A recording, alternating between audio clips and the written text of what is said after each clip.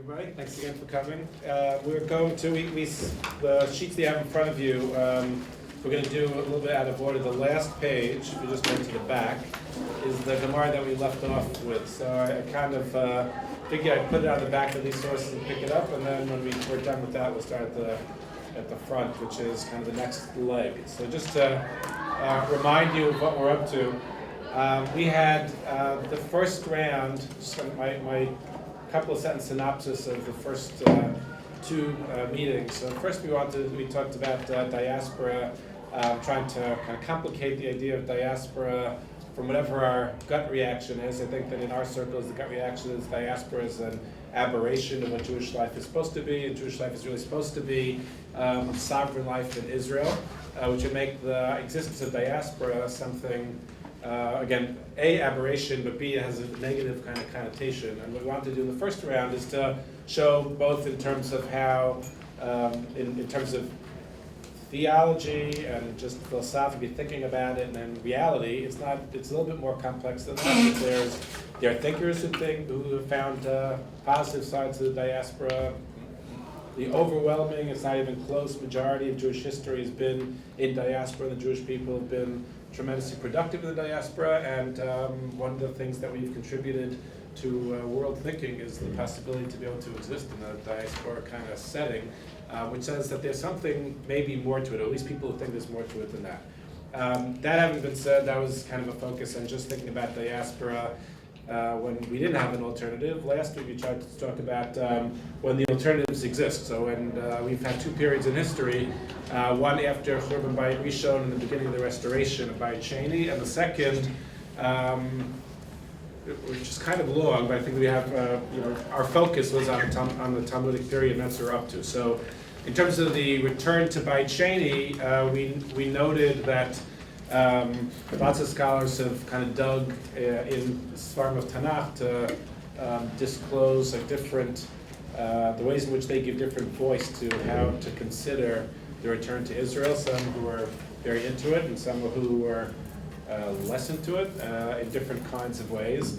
And what that brought us to was, I was going to have one example, and then the second, by way of kind of point of contrast, is the Talmud Bavli, Talmud Yerushalmi Tag, which is the text that we're up to right here. So what I'd like to do is I'm trying to keep an eye on the clock, because I don't want this is a long sugya, it could take a lot of time, but I really am, my overall goal here is to basically not do justice to 4 different topics over the course of these weeks. That's kind of what I'm, so it's like to be able to kind of raise questions and get a certain set of where the issues lie, each of them you can go much further with that, without a doubt. So the Shalosh Shavuot, or maybe they were 4, maybe they were 2, are basically an oaths that God asked for the Jewish people and the nations to take.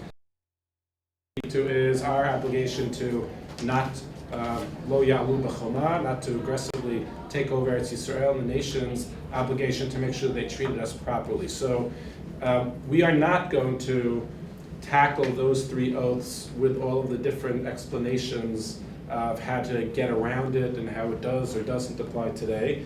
Our purpose is, in a certain sense, precisely to not do that in the sense, in the interest of saying, like, well, what actually was the Gemara trying to say on this topic? What do you get out of learning the Gemara on this that is that you don't see when you just kind of pull out those 3 oaths from the context of the Gemara?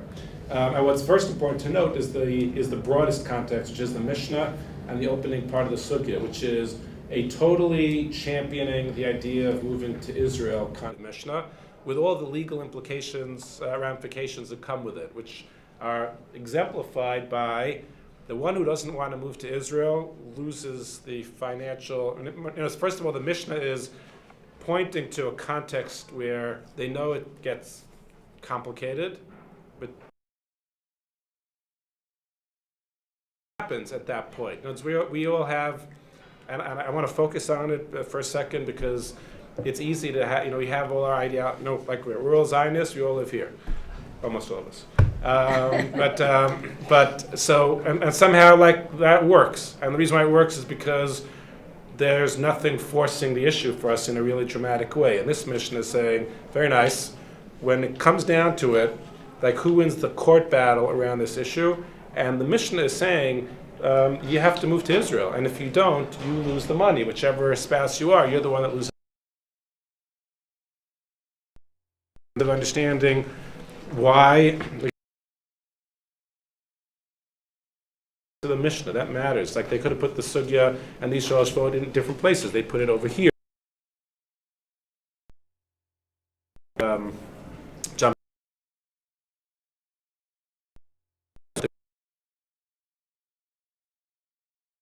I'm going to remind you, we read these first couple of lines already. The Rab Zera was an Amora, was a Babylonian Amora. He lived in Bavel, and he wanted to move to Israel. Rabbi Yehuda was yeshiva in Pumbedisa, the founder of Pumbedisa, student of Rav, was Rabbi Yehuda.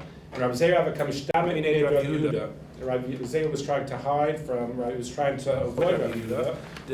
Diba'al Mesak L'Eretz Yisrael.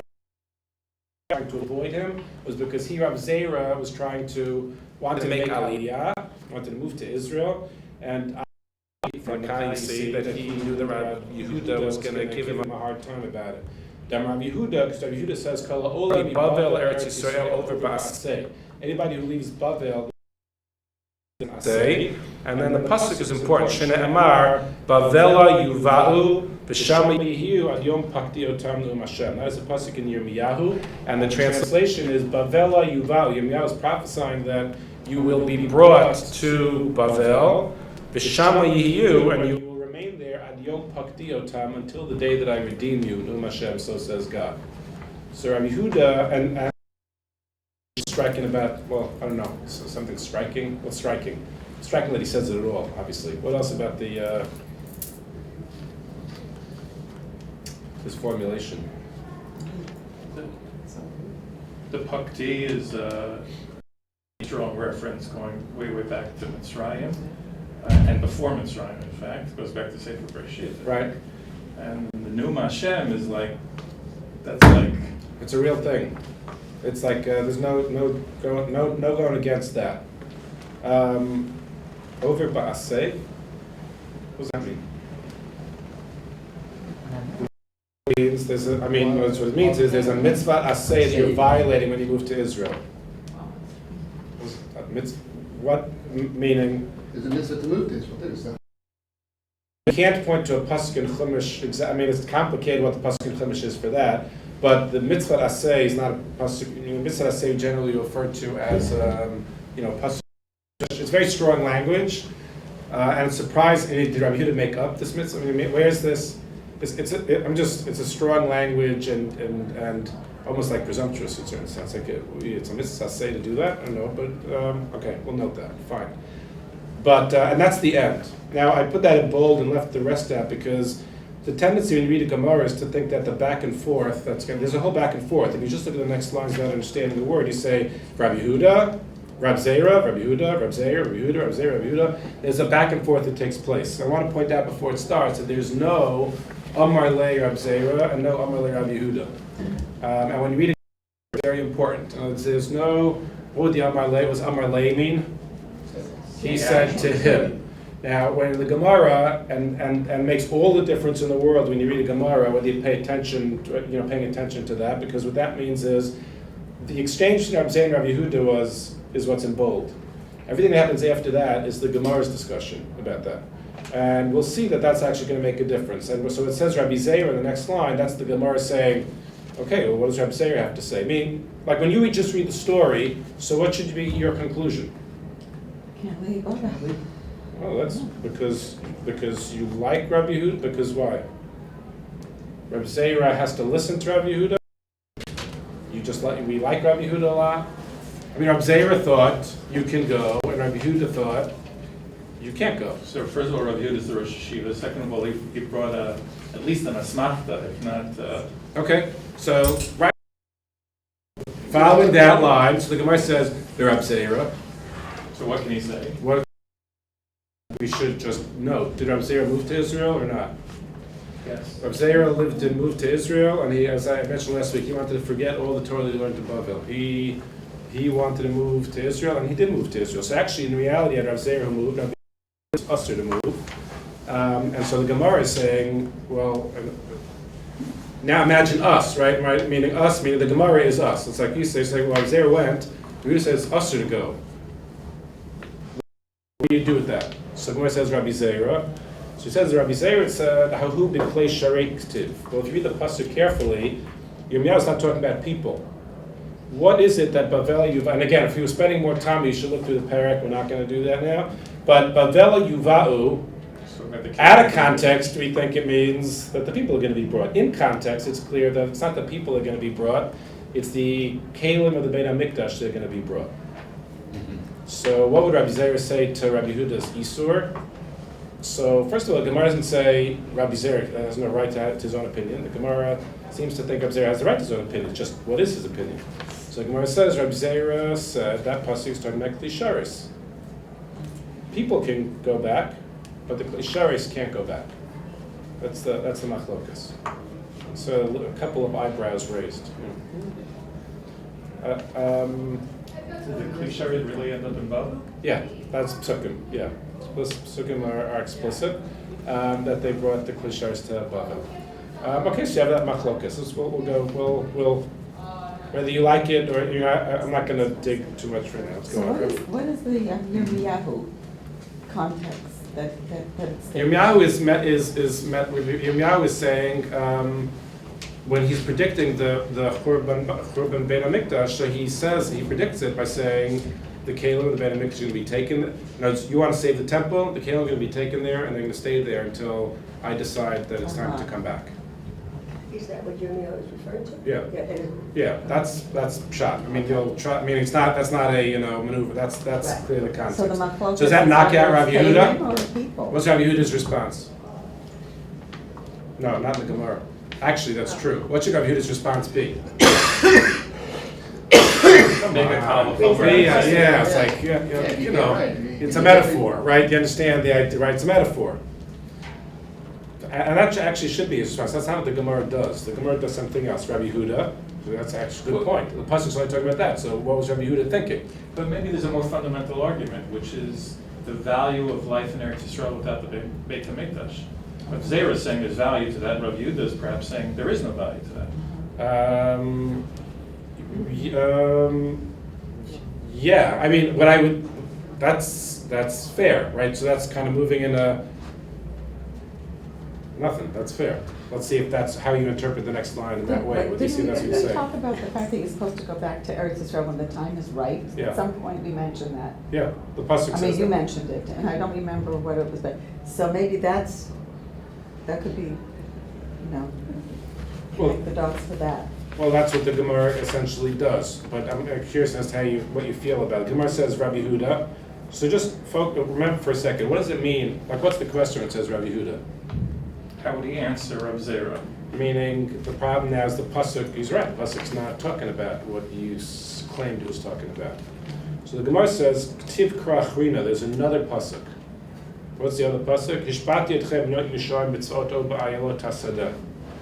That pasuk is, if you remember from last week, that's the pasuk that's written 3 times in Shir Hashirim, from which they derive the Shalosh Shvuot. So the Gemara is actually, there's a maneuver that's going on here. Because what did Rabbi Yehuda say? He actually quoted a pasuk. What was his pasuk? Pasuk in Yirmiyahu. What did the Gemara then say? Well, what would Rabbi Zera say? They said what Rabbi Zera said. They imagined or Rabbi Zera would respond. He doesn't So double what did the down Gemara on then Yirmiyahu. do? What? He doesn't double down on your Yeah, no. He then, the Gemara, so Rabbi Yehuda quoted X. Now the Gemara, rather than defending Rabbi Yehuda's statement of X, slips off to someplace else and says, in the name of Rabbi Yehuda, right? And says, why is that pasuk relevant? Because what does that tell you? What's that about? What do we learn from that pasuk? From the Shalosh, translation. I've asked you to take an oath, B'not Yerushalayim, with the deer and the animals that you should not return to the land of Israel. How does that help this clause? Achetech Patz, which basically means you should. Until So what's God Rabbi Yehuda says- saying? It's kind of like what's Rabbi Yehuda saying? You have to wait. It's not. I mean, it's a little. You're talking about the value of being in Israel without a Beit HaMikdash. This is not quite saying that, but because it's saying you have to wait because it's not time yet. So you have to Until wait. God wants. Until God wants, right? So now the Gemara has actually defended Rabbi Yehuda. So now you have a problem with Rabbi Zera. So what's the problem, Rabbi Zera? What's his problem? What's the problem for him? We now have a pasuk that specifically refers to people not going back. We have, now it says people, right? You can't go back. So Rabbi Zera, Hahu shelo yalu Yisrael b'choma. That's teaching you that you can't go b'choma, which It's en masse. en masse. That's But how you we're going to can translate trickle it it. for now, right? And the But you- trickling and all the again. Here's where we can go off into a whole religious Zionism discussion, which I don't want to do for right now. But that's for sure the thing that you should shelo yalu Yisrael b'choma. So actually, now what is the relevant? How does that help him, Rab Zeir? He's going alone. He's going alone. He's trickling in. Says I can't. Right. You can't go We on can't all Mars. go. What's b'choma? So bechoma is a bechoma It's a wall. Like means you on- can't go. all together. Well, literally. Well, It's no. rebellion, though. It says you can't climb the wall, right? Basically, what does that mean? Rashi interprets. Famous Rashi says, the word bechoma interprets as yachad biyad chazaka. So the common interpretation is like that. What you're not allowed to do is go yachad. Two things. Yachad, everybody's going. Biyad chazaka, in an aggressive manner. I can't help myself. You know what I'm saying? I don't want to go to the religious Zionism thing, right? So the explanation of the religious Zionists was that the UN vote made this not la'alot bechoma, because it was yachad, but it wasn't biyad chazaka, because they had permission. You didn't have to aggressively go. Where is that Rashi? That Rashi's on this Gemara. here. When the Gemara says yalu It's bechoma, that's a supposed to be famous, right, three-word Rashi. That's the interpretation. But again, so that's important to note that. Let's come back. Rabbi Yehuda, so what does Rabbi Yehuda say? Hishpati achrin aktiv.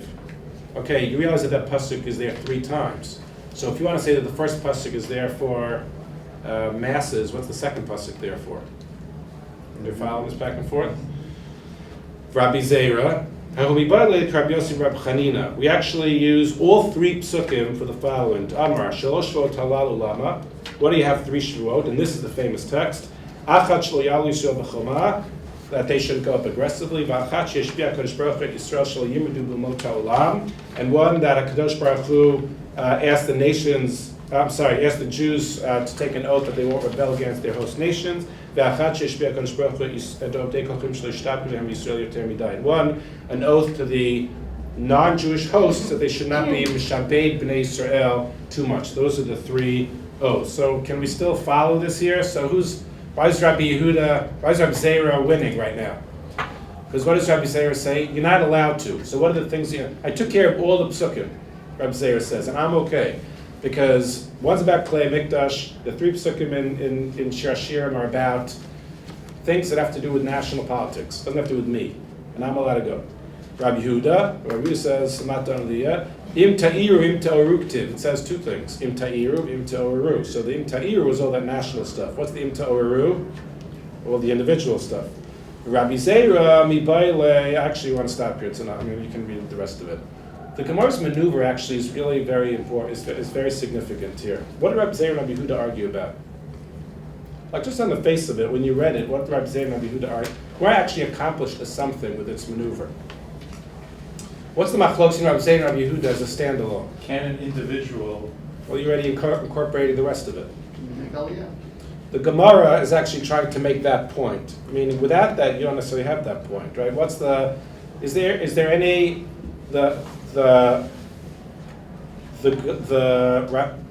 Reb Zera says you can move to Israel. You should move to Israel. And Rabbi Yehuda says you can't move to Israel. What's the conclusion that you would draw from the sugya?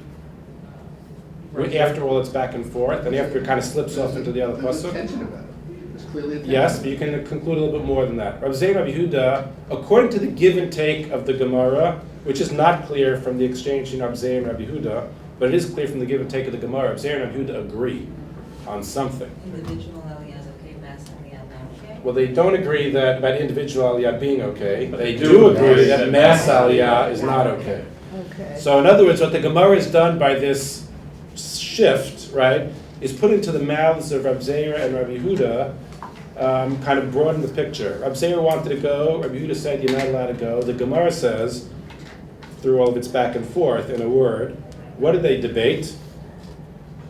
Whether individuals can make aliyah. What did they not debate?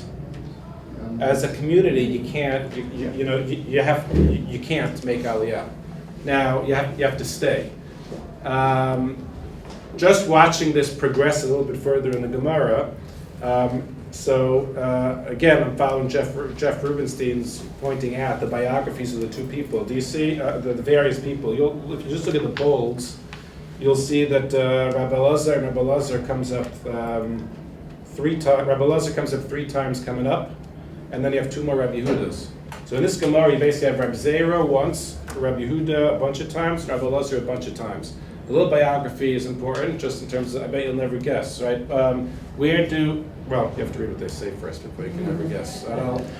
Rabbi Zera and Rabbi Elazar are 2 Amoraim that were born in Bavel and moved to Israel. Were they contemporaries, we know? They were, Rabbi Elazar was, I think, a little after, but pretty contemporary. I don't know actually if they were alive my guess is they're alive at the same time, but just one's a little bit younger than the other. I'm not sure I'm 100% right.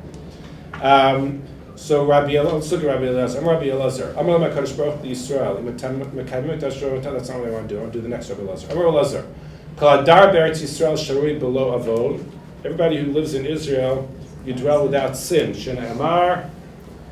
So he likes living in Israel. Ula Ragil Desalik Davisalik Eretz Yisrael. Ula used to go learn in Israel all the time and go back to Bavel. Nach Nafshe b'chutz la'aretz. He died in chutz la'aretz. Atu Amru Rabbi Elazar. They come and they told Rabbi Elazar. Amar, he said, Ant Ula, you Ula ala damat mayat tamut. You died in Tameh land.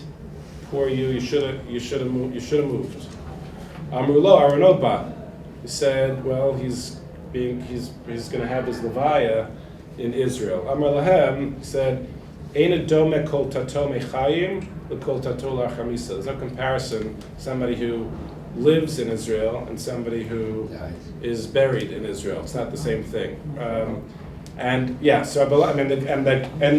if you read through the rest of the Gemara, you have other statements like this on Rabbi Elazar's part about it's very nice you want to be here. You're not moving to Israel. You're not moving to Israel. And the Gemara concludes, in the interest of, all right, let's read the last two. Rabbi Yehuda, Rabbi Yehuda says in the name of Shmuel, Kishem she'asur l'tzeit me'eretz Yisrael leBavel, just like you're not allowed to leave Eretz Yisrael to Bavel, kach asur l'tzeit meBavel l'shar Eretzot. So Shmuel, Rabbi Yehuda's Rebbe, what is he arguing? There's Eretz Yisrael, you got to stay in Eretz Yisrael, but Bavel actually has the qualities of Eretz Yisrael. Then Rabbi Yehuda, the next generation, read his thing, and that's the end of this chunk of the sugya. Rabbi Yehuda, Kol Adar beBavel ki'ilu dar be'Eretz Yisrael. Shene'emar, Hoi Tzion himalti yoshevet bat Bavel. Hoi Tzion, woe Tzion himalti, save yourself, yoshevet bat Bavel, living in Bavel. Which basically he understands to mean this is another center. You live here, it's like you're living there. We can dig into the sugya a lot more. I hope it's enough to be able to make the point that what the sugya tries to do is to make the claim that this is a Babylonian sugya that's basically saying there's a reason why we're living in Bavel. Living in Bavel is like living in Eretz Yisrael, and the Gemara actually is honest enough. I mean, I think what I think is like beautiful about it, if I can kind of convey it, if it seems evident enough, so the Gemara is, on the one hand, totally acknowledging the tension and the competing values in the thing, and also stating a perspective on the matter which is self-validating. So it's in the context of this mission about Aliyah, and it's saying he's supposed to move to Israel, and it says, Kol Dar Be'Eretz Yisrael, Kilo Yesh La'Elohat, Kol Dar Chutz La'Eretz, Kilo Ein La'Elohat, saying all of those things. It's describing this debate. Rabbi Yehuda is the champion rabbi of Bavel. Rabbi Yehuda appears over Talmud Bavli more than anybody else. He's the man. And he says, Kol Dar Bavel Kilo Dar Be'Eretz Yisrael. And the Gemara then slides the machloket between Rabbi Zera and Rabbi Yehuda over to say, and we can't leave. We can't leave. This is, God's set it up so that there's a community in Israel, there's a community of Bavel, and that's the way that it's supposed to be. And I don't think you can deny. And now, what I'm not saying by doing that is saying like, oh, see that, so then the same thing is true for us. I'm not saying, like, the comparisons to Daniel and Ezra and all that, and the comparison to Bavel and Yerushalayim, in the time of the Gemara is not to say, okay, so just like pluck the pieces that you want and then, decide what it is that we should do. You have to, it's a whole different set of questions and issues and how you interpret this stage of history and all of that. What is, though, clear is that you look at that stage and you look at that stage, those two Kufot, and you see the leaders of those communities arguing in terms that are totally not foreign. It's like very kind of familiar and I guess I find it resonates with me in an interesting kind of way. So I'm going to segue to the next thing in a second, so you can comment. I mean, if you have something to say, by all means, yeah. So the notion of taking messages from Torah, but taking messages and bringing them into our own life. So we could look at Poland before the war and see a real center of Torah learning, all the Gedolim that were there. I don't think they encouraged I don't know exactly who did or who didn't, but the feeling I get is that they really felt that that's where young people should sit and learn Torah and live and develop that community. Then we have post-war, and we have communities in Baltimore, in New York, in Philadelphia. You have different places which have these very strong, in America. Yeah. So Nefesh B'Nefesh, for example, would you consider that an individual aliyah? Would they consider that individuals making aliyah, or kind of more of a mass aliyah? How do they just define choma? Right. I can't. I mean, I think in terms of like interpreting that text, I think. I mean, the one thing else, if you want to actually talk about that text and how to manage it, I would say that for everybody other than the Neturei Karta, that we've passed that text by, I think. Meaning we already have a state, the country is not the Neturei. The text is, the Reshit Tzmichat Geulatenu that was so thought about in Filah L'Shalom HaMdina is precisely about that. That there's a Rabbi Schachter, J.J. Schachter has a fast, great talk going through kind of the origins of that tefillah, and it's striking in the terminology. Reshit Tzmichat Geulatenu that we say all the time is like it's like a funny phrase you don't pay attention to at all. It's like Geulatenu is a Reshit Geulatenu is a tzmicha is like a little plant. Like the Reshit of the tzmicha is like the tiniest. So you can and what he expresses the negotiation that's reflected in that Reshit Tzmichat Geulatenu, and even that is like contested. Some people say it and don't say it, but they say it not. Because that's the Shetehei, right? So think of that. We hope that it can arrive at the point where it is the beginning of a tiny part of a plant. That's like Ashkenazic angst. It's like but I think that's all. My issue, my interest here is not is not. We're like way past that's 100-year ago argument about whether you should move, you shouldn't move. It's like we have a state, and everybody in this room is like enormously proud of the state, and our lives would be dramatically different if we didn't have it. To me, the question is more like, okay, does that feeling that way, does that also include slamming the Golah and seeing that there's like no purpose of diaspora Jewry and everybody should move, and that's the end of the discussion. So when you say about Nefesh B'Nefesh, it's like, can somebody, Rabbi Yehuda in the Gemara actually seems to take a pretty strong, almost you get the sense he says like, you shouldn't go, right? But you can certainly imagine somebody saying, I am not going and it's great for you to go, and I think that it's amazing that there's Bavel and Yerushalayim. Because if I look at like what was left for the history of Am Yisrael, because there was Bavel and Yerushalayim, was pretty, I'm pretty glad there was Bavel and Yerushalayim. There's like a lot that came from both of those places, and the Bavli is, and so I only wanted to kind of give pause to, in order to be a Zionist, you have to be Shalel the Golah and say that everybody should go, and otherwise you're not. Is there room to be able to play with different pieces of that and understand that in a more kind of layered type of way? But understanding that in both of these Kufot, you see that there was, there were respectable people who were arguing about that. Actually, it sounds very much like what we have today. Very much. There's those who say you have to go, and those who say they try to justify the Golah. Yeah, and that's why I think it's like we know, it's kind of humbling. I think in that sense, it's like we've been here before, and they've argued about it before, so you can kind of look at that and try to see, well, what were the different What were they trying to hold on to, the different sides? Yeah. I missed the significance of the lack of Omar Lake. Yeah, okay, Could thank you say for raising again? that. Yes. I would like Did to. it mean that they really weren't talking to one another, or they were on different wavelengths? No, it's not the latter, it's the former, and it's a historical thing, meaning Rab Zera and Rabbi Yehuda, all that we know, right, is Rab Zera wanted to move to Israel, and Rabbi Yehuda said, you're not supposed to go. Uh-huh. I can't draw, on the face of that, I don't know more than that, right? There were no broad policy statements of that, and what the Gemara accomplishes by discussing that, and the lack of the Amar Leis is basically pointing to the fact that it was the Gemara's explanation of what these two opinions were arguing about, and what it accomplishes in explaining it, or the way that it explains it, and you could explain it differently, is that they are agreeing about one very big thing.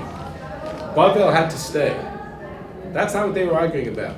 Now I could have imagined there isn't one. This whole sugya doesn't appear in the Talmud Yerushalmi, which is significant on its own, but also doesn't appear in Talmud Yerushalmi. I can imagine another exchange, right, where they would say they were actually arguing about, whether the whole, because Rab Zera believed that everybody should go. So what I'm saying is that this is what you call a distinctly Talmud Bavli sugya that acknowledges the machlokas but narrows the scope of the machlokas in a way that supports the community of Bavel in its formation, right? The way that it exists. Yes. But isn't the basis of the argument of staying in Babel to, I think, watch over the maybe Mikdash, not necessarily the Torah metropolis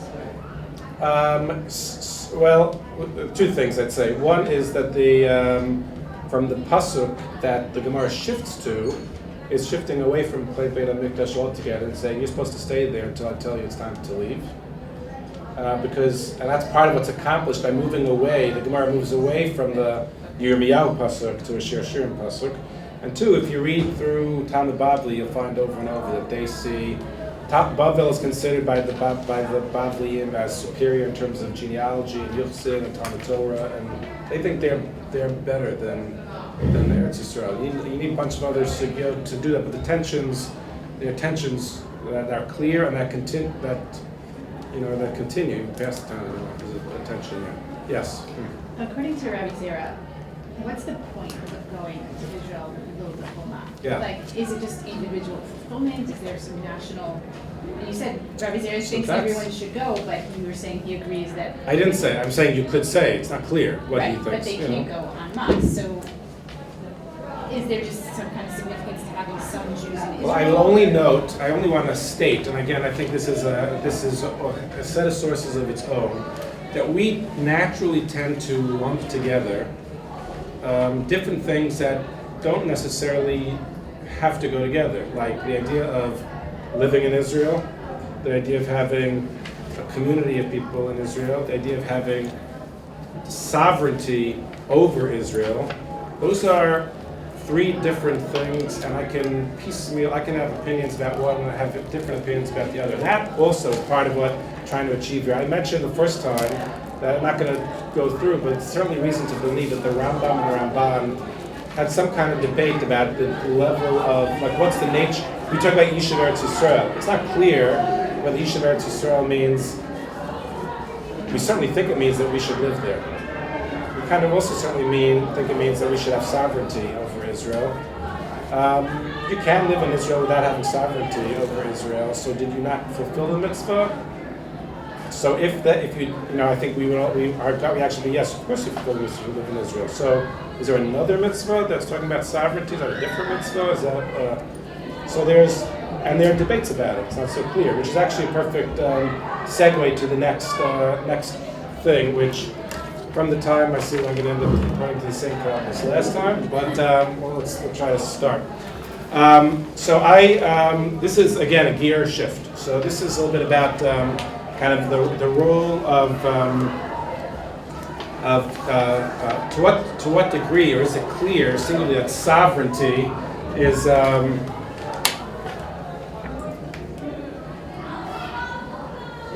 is statehood, like the definition of what it means to be a Zionist, like by definition.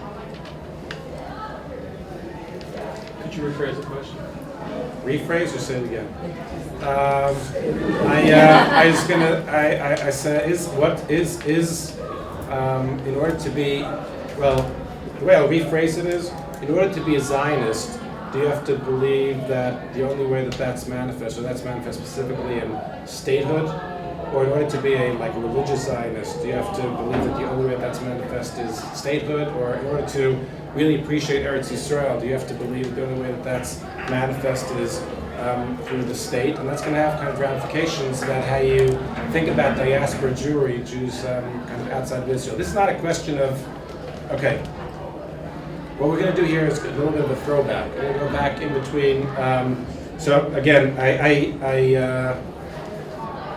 often like to just kind of tell my own kind of personal, my own journey through the specific text. There are two books that actually, I found very meaningful. One, for, I don't know, it's 20 years already, and one is a book that came out just a couple of years ago that I'm very taken by. So the segue is like this. The first, the first head of the Department of Judaic Studies at Brandeis University is a guy named Shimon Ravidovich. He was an Eastern European maskil from a rabbinic family who wrote a lot on Rambam. He's not very well known because he was so makpid on being he almost got a job at Hebrew University and he really wanted to be there, and it didn't work out, so he ended up being in Brandeis. That was very disappointing to him. But he also was very one of the reasons that as his work has been popularized a little bit over recent 5-7 years more, and people who write about him will say the reason why people don't know is because he was insistent on writing in Hebrew, and people couldn't read his Hebrew, or writing in Yiddish because that's how he was raised. And it's like you can imagine a Takif kind of guy, and then that impacts on how well people, how much your work is disseminated. He wrote a 900-page tome that's very difficult to read because it's a difficult style, called Bavel Yerushalayim. And the topic, you basically already know what it is to argue, which is, this is in the 1930s and 40s he's writing it, and he says there was Bavel and there's Yerushalayim, and there's room to consider and reason to recognize the importance of having a Bavel and Yerushalayim. What I want to do here is to try to explore what does he think, what does something like that think is so important about having both a Bavel and a Yerushalayim. But he said, I think we need to have a Bavel and Yerushalayim, so much so that there's an exchange of letters between him and Ben Gurion before the establishment of the state, because the word came out that Ben Gurion was planning on calling the country Yisrael. And he wrote to him saying, you can't call it Yisrael. I mean, you want to call it Eretz Yisrael. Medinat Eretz Yisrael, no, the Eretz Yisrael, that's fine. You can't call it Yisrael. Like the implication is that in order for you to be a Jew, you have to be there. And there was a whole kind of it's interesting that Ben Gurion actually responded to him. There were 3 or 4 back and forths around that, and obviously he lost, right? But what was behind that is saying what are the implications of that kind of thing for everybody else, for the people who aren't there? And what's the Zionist answer to that question? Come. Yeah, right. You should come. And Rabbi David said, okay, then they're not going to come, right? They're not. Some will come, and you can encourage them to come. There will be a lot of people in Chutzlar. So what actually are you saying? So the Shlilat HaGolah philosophy is a really strong philosophy. It says you should come, and if you don't come next time, we're going to talk a little bit about Abi Yeshua's, some of his the novelist Abi Yeshua in Israel is very kind of well known as taking on that tack very forcefully. It's like you don't live in Israel. You're playing the game. That's not what it means to be. No validity. There's no validity living outside of Israel. So what I like to do is try to explore why somebody would try to push against that. Let's see how we from a political theory perspective. So let's try. So the first piece is an essay. It's from an essay Nir Kedar's the author. He's describing. The word mamlachtiyut was is the word that Ben Gurion chose. We know it as like mamlachti and mamlachti dati schools. Everything I didn't know the scope of it until I read this piece. Everything was like, there are mamlachti ideas and mamlachti dispositions, mamlachti schools, and mamlachti youth groups, there's mamlachti everything for Ben Gurion. So this guy wrote an essay trying to figure out what is, where do you get that word, like why mamlachti? So it comes from melucha, but like why not medi, why, I mean on the one hand it's obvious, he thinks there's more to it, especially because at the end of the day, there actually was a debate about whether a mamlacha or medina was the right word. We know it as Medinat Yisrael. Does it register as a difference, like Medinat Yisrael or Mamlechet Yisrael? The kingdom. Yeah, as a Kingdom. translation, but as a feel, does it give you a different vibe? Yeah. Mamlachti is much more text related to us. It has resonance of Tanakh to it. Because as the opposed to- movement. Right, as opposed to Medina, which is sort of a modern word, right? Yeah, it's interesting. He says there are two. His claim is, and he has it based on Ben Gurion's letters, so he's pretty explicit about it. On the one hand, there was a paucity of words in Hebrew, and so it's like, which word are you going to choose? Medina, something like that. But he actually also said that he understood that what he was doing was something. He said that it's a direct translation of a Russian word, which I can't pronounce. But one of the things, there's a very kind of fascinating difference between Western, like what it means to be a nation in the Western world and what it means to be a nation. I mean, we make jokes about it all the time. Like in that Russia, in the summer, I went to Prague, Vienna, and Budapest. Right? So if you're there, like that territory of the world, there are jokes. I don't know. Bob makes the joke very well. I don't know how to say it, right?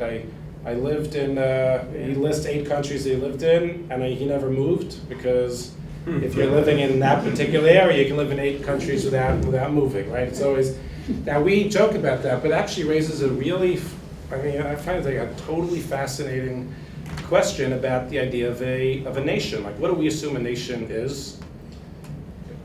There's a common national. Well, our purest kind of association, like when you say like there should be like a nation, a country, like our purest kind of association is there's a common kind of group of people who have a common language and common set of values, maybe a common religion, maybe a common ethnicity, maybe something, and it actually becomes really complicated when you have a country which has different kinds of people within it. And it's it's for sure true that on the western side of it's neater, and on the eastern side it's been much more complicated. And I'm no expert in any of this, right? But I have get a vibe of what it means to be a nation. And in Russia, it actually was a broad kind of term. It couldn't mean exactly what it means in the pure now, because you got all different kinds of people, and so that means you're like even kingdoms, right? When you think of a kingdom, I don't think Ben Gurion meant to be a kingdom. It wasn't like that. But when you think about that term, the difference is it's not a kingdom's not a nation. Kingdom is like you're ruling over, like you got lots of different kinds of people that are within your midst, and you got to figure out who. Which that's what's happening in the Russian world for sure, right? Does this resonate or not? You get a vibe with that? Mm-hmm. Yeah, good. So Ben Gurion then was kind of choosing a word that he claimed that recognized kind of the complexity of what he was dealing with and the breadth of what he was trying to deal with, meaning it meant not just a nation, but certain kinds of values that had to play out in a context. Now, what went into that is obviously its own discussion in terms of what he had in mind, something like that. And I don't know that well or whatever, but if I can, I just want to read the one thing and then we'll try to. So he says, to contemporary eyes, the history of the Zionist movement appears as a monolithic, teleologically oriented narrative focused on a single supreme goal, the foundation of a sovereign Jewish state in Palestine. Meaning, right, when we look back, this is the way I grew up, certainly the kids they grew up, there wasn't much of a discussion. It's like, obviously the goal from Herzl to it was, in 50 years there's going to be a state, and it's amazing there was a state, and everybody was headed in that direction. The reality, of course, is far more complicated. Although Zionism was indeed a Jewish national movement, Zionists bickered raucously among themselves over the movement's intermediate goals, at least until the 1940s, and the means of realizing them. There never existed a cut and dry consensus that a sovereign Jewish state should be established in Palestine instead of, say, a Jewish canton within a regional federation or an autonomous center of Jewish culture. The Zionists argued whether to fight for a sovereign state in Palestine first, as some of the general Zionists and revisionists demanded, or to concentrate on Jewish socioeconomic infrastructure. Others questioned whether a Jewish sovereign state should be Zionism's final goal, or an alternative type of polity was preferable. What could possibly be an alternative polity to having sovereignty over Israel, which would allow Jews to live in Israel? So as opposed to the statists, right, that's like when you talk, right, there are statists, right, who favored, sorry, extra word, sovereign statehood. Some Zionists advocated an autonomous Jewish canton affiliated either with the Ottoman or British Empire or an alliance with a future Middle Eastern Federation or confederation. Still others endorsed the vague concept of Jewish homeland or national home that would flourish under the aegis of the British Empire. In some, Zionists not only lacked a Hebrew rendering for the term state, commonwealth, republic, and polity, but were also divided upon the type of polity which to create in Palestine. Only in 1942, at the Biltmore Conference in New York, did the Zionist movement finally abandon the ambiguous concepts of national home and homeland, officially declare Jewish state as its ultimate goal, and adopted Medina, Zionism's formal rendering for state. So, until 1942, in New York City, that's when they established that, okay, we're officially looking to establish a state, but there were different options before. Can you envision, like, why would anybody not want to do that, other than, meaning, there could be practical reasons, we're never going to pull it off, so let's not try. But not everybody was thinking about it in those terms. Certainly lots of people think about it, well, that's not what we're supposed to do. What was the intention of the Balfour Declaration? With the best of intentions in its writing, what were they thinking when they said a national home in Palestine for the Jews? I don't know. I mean, I don't think that in 1917, again, I'm not an expert here.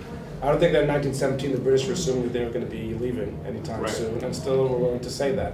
So I think that all of those kinds of options are on the table. Is it possible to imagine? No, I'm sorry. For our purposes, it is basically simple enough to consider Jewish residents in Eretz Yisrael in the times that we do consider successful. What are our throwback analogies? So we go back to like the time. So what is that? Right.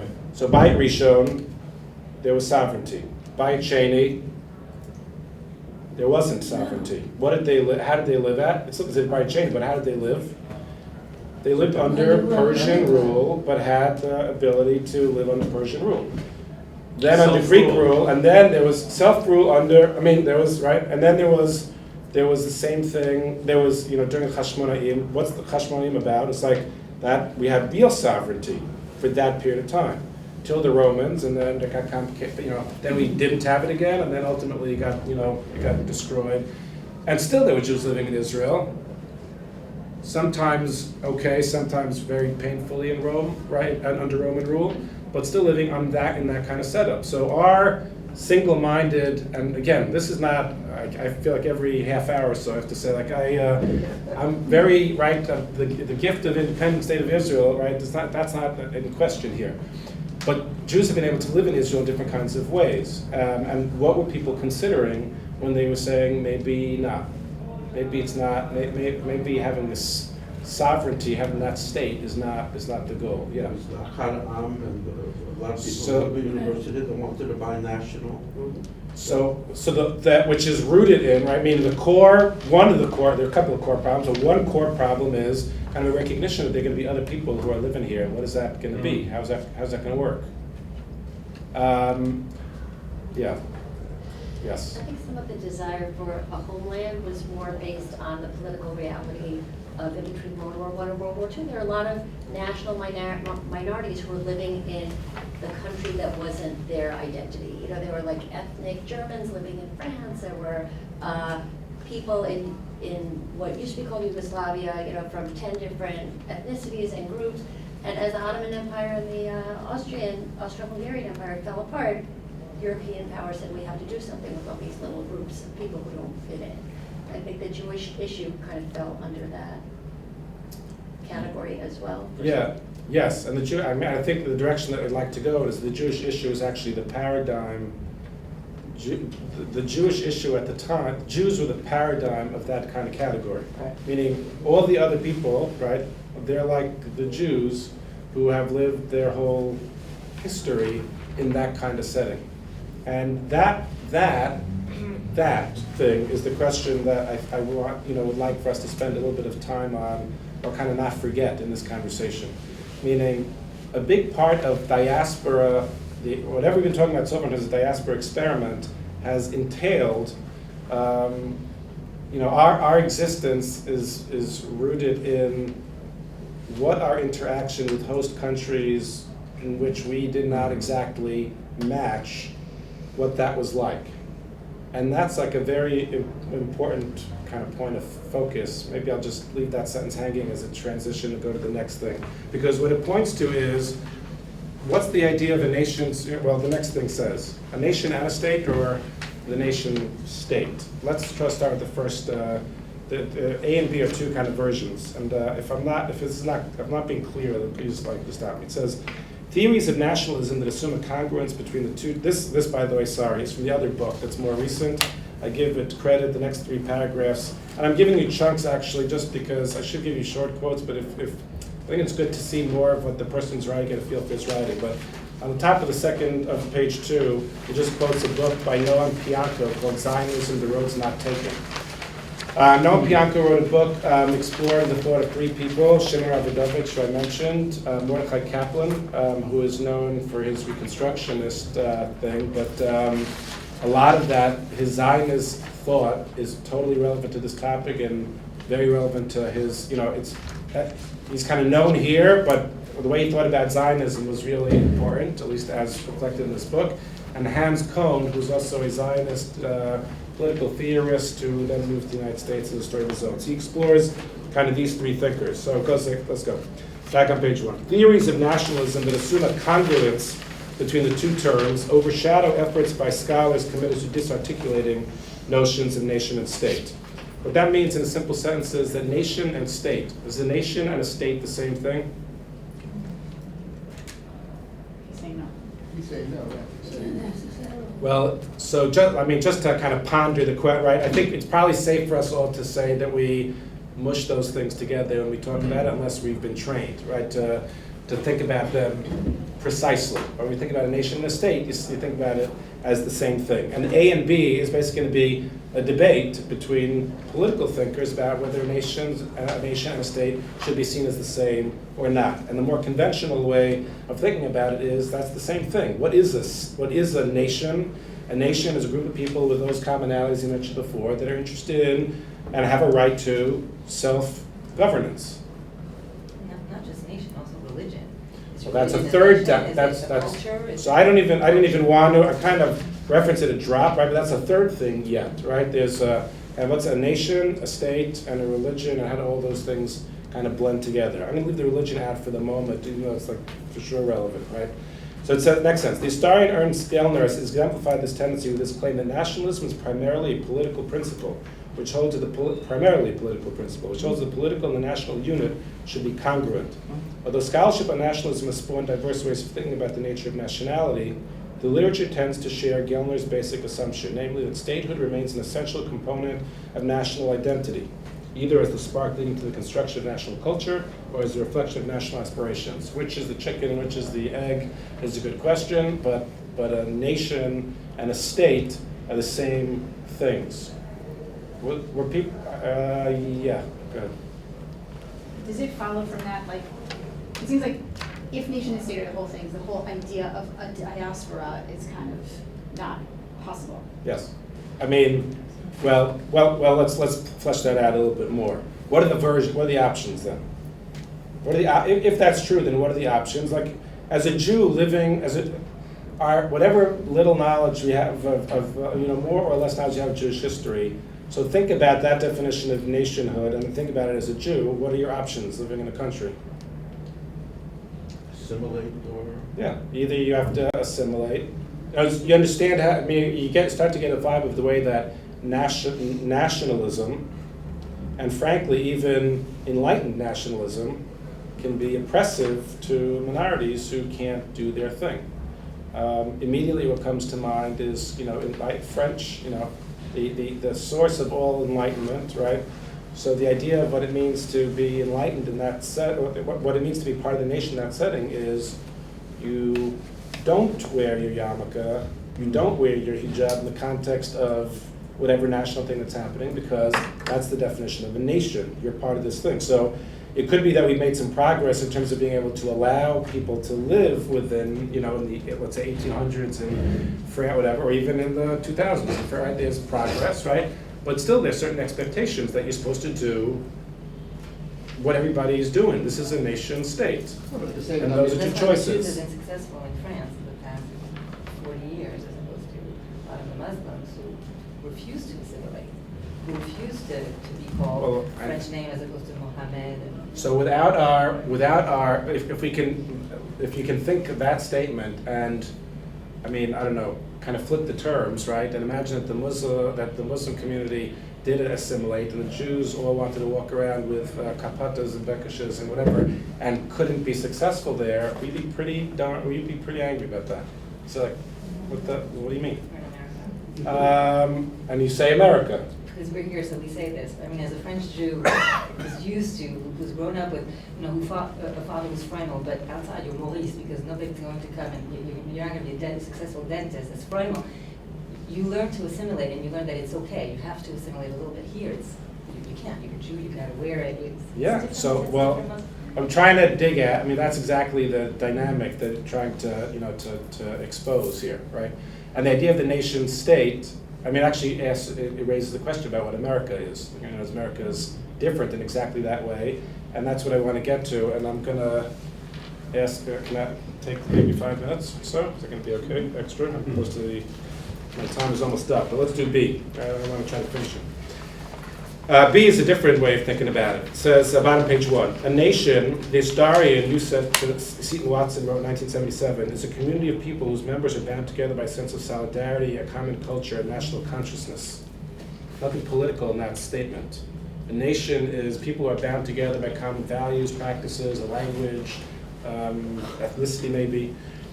Seton Watson explains the term state in direct contrast as a legal and political organization with the power to require obedience and loyalty from its citizens. These definitions differentiate between collective ties based on historical, cultural, ethnic, or religious bond, and connections forged by the political rights of the sovereign power over its citizens.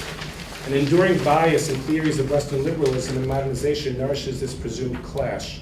In the late 19th century, the philosopher and economist John Stuart Mill argued that boundaries of government should coincide in the main with those of nationalities. There's a very long train of thinking that says that government and nation, state and nation, blend together. It is only more recently that pairing has been undone by lots of thinkers, saying that nationality and political statehood are two different things. And what we want to do here in discussion is think about what are the implications of those two formulations in terms of diaspora communities or collective minorities living in other places. So here's what I want to kind of get to, and I'm just going to try to get to two things. I'm going to skip the next paragraph and go to the idea of a collective minority.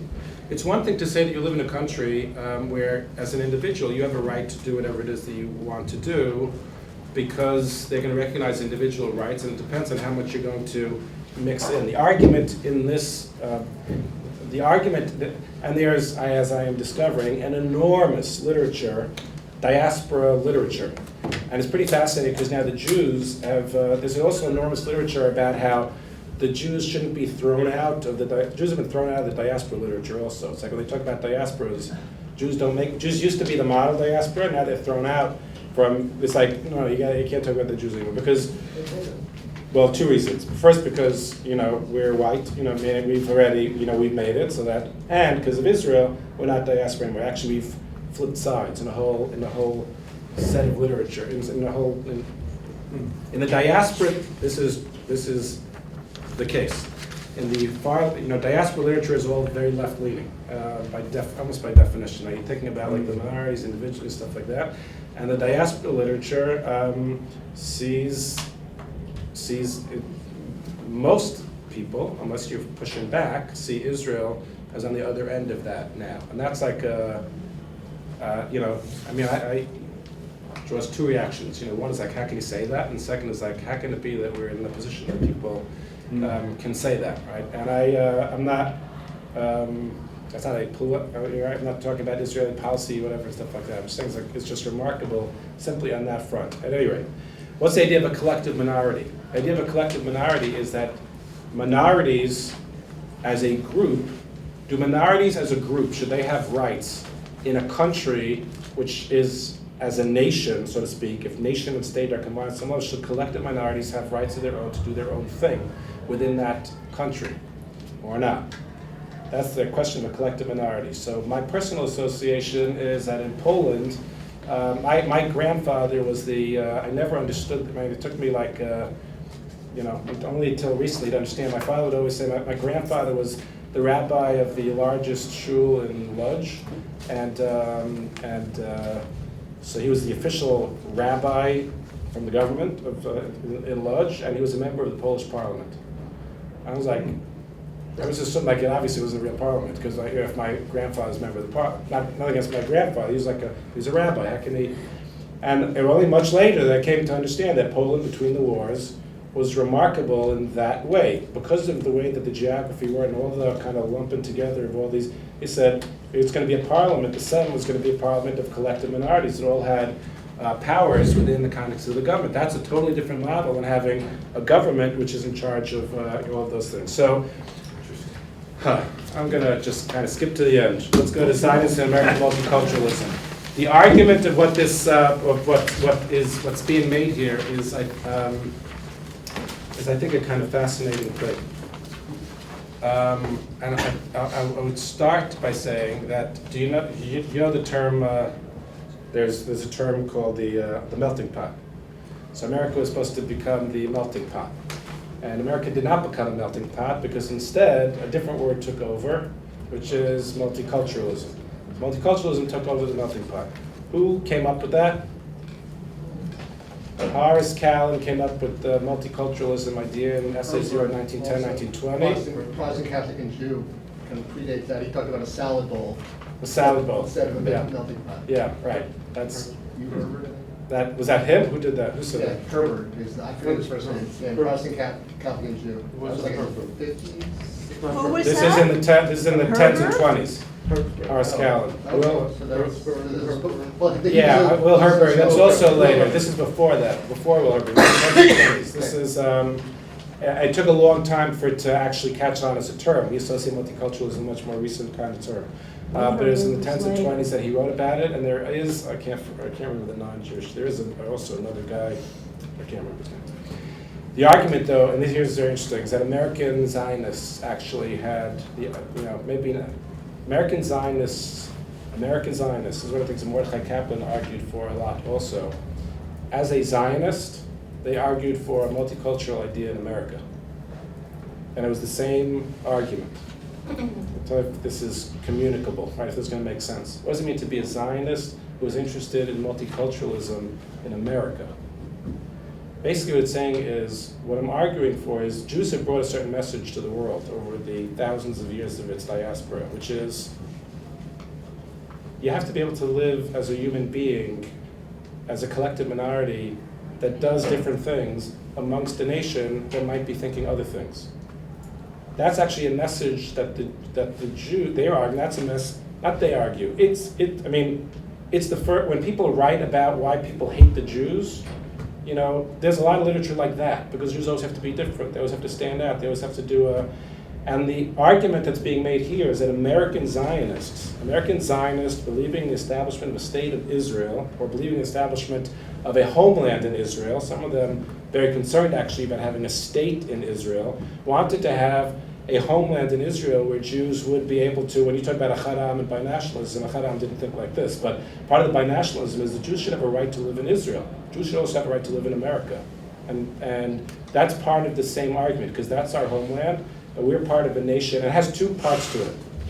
There's a home and a homeland. So there's going to be a question of what it means for Jewish peoplehood living in two places. That's what I want to do next time. But please tell me if I just want to make sure that this makes sense.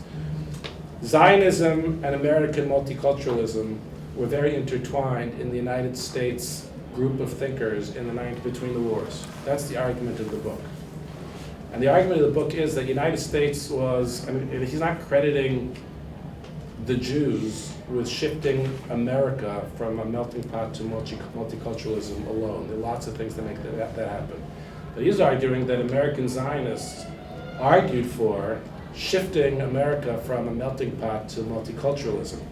And America, I'm sorry, I don't want to be like offensive, right, to the front, right, but one of the differences in America and countries in Europe is exactly that difference.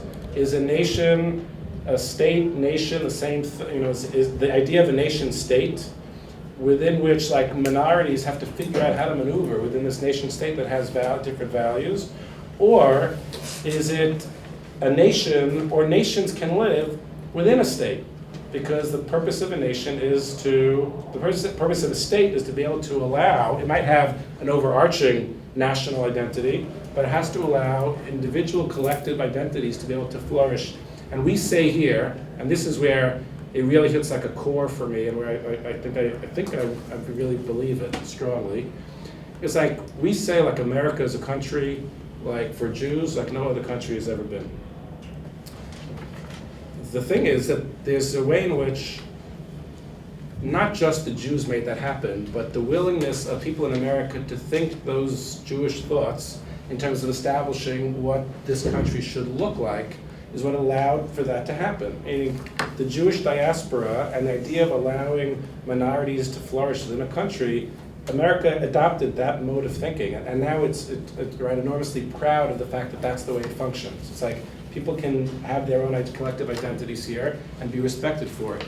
And so I feel, this I will end 2 minutes, is that on the one hand, I feel like the idea of Jews having a homeland and a country and a state, and the state of Israel, is an amazing thing. I also feel like Jews representing the idea of what it means to live, I mean, to me today, the idea of having Jews living outside of Israel and reminding the world, like when you talked about the Maharal, or something like, Golos is about bringing a certain idea out there to the world too. I think that there's a very powerful idea that Jews have brought to the world about recognizing the rights of individuals and how they play. And I think that I kind of watch the way that Israel... Not just individuals, but minority groups. Groups, yes, Dafka minority groups, yes.